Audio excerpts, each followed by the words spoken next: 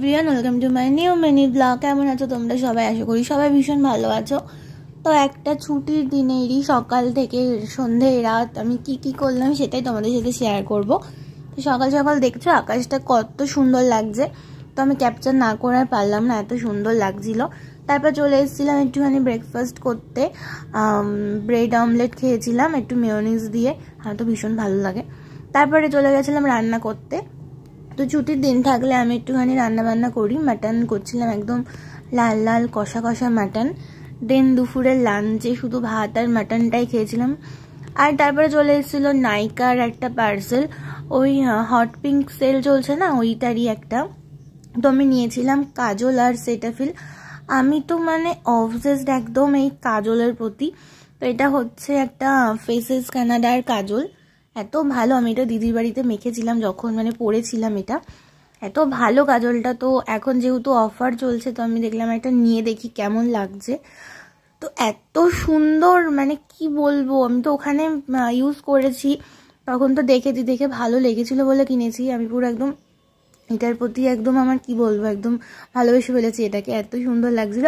আর এই ময়শ্চারাইজারটা তো আমি ইউজ করি। তো যাই হোক, অনেকটাই অফার চলছে এখন নাইকাতে।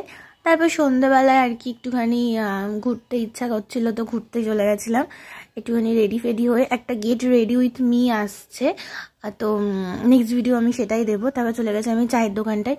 কি ভালো যে চাটা করে, একদম মানে পুরো ফ্লেভারফুল, ভীষণ ভালো। তো দেখো, আর এই মাটির ভাঁড়ে, কে এই মাটির ভাঁড়ে চা খেতে ভালোবাসো একটু কমেন্টে জানিও। হ্যাঁ, আমার তো ভীষণ ভালো লাগে, আমি গেলেই বলি যে প্লাস্টিকের কাপে না, আমাকে এই মাটির ভাঁড়ে দেবে, ভীষণ ভালো লাগে আমার। তারপরে চলে আসছিলাম আর এই যে একদম অন্ধকার অন্ধকার রাস্তা দিয়ে। তো তারপরে গেছিলাম মোমো খেতে। মোমো তো আমার ভীষণ ভালো লাগে, আর এত গরম ছিল চামচ দিয়েও তুলতে পারছিলাম না। আর আমার না এরমভাবে এই স্যুপটা এত ভালো, দেখতে পাচ্ছ পুরো চর্বি দেওয়া স্যুপটাই মানে বেশি ভালো লেগেছে আমার মোমোর থেকে। মোমো তো ভালো লাগেই, বাট মোমোর থেকে আমার এখানকার স্যুপটা বেশি ভালো লেগেছে। দেন চলে গেছিলাম এই যে একটুখানি দই ফুচকা খেতে ইচ্ছা করছিল, দই ফুচকা খেতে চলে গেছিলাম।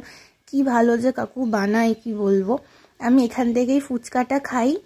আর এই যে এখনই মনে পড়ে যাচ্ছে আমার ফুচকার কথা। তো যাই হোক, তোমাদের ভিডিওটা কেমন লাগলো প্লিজ একটু কমেন্টে জানিও।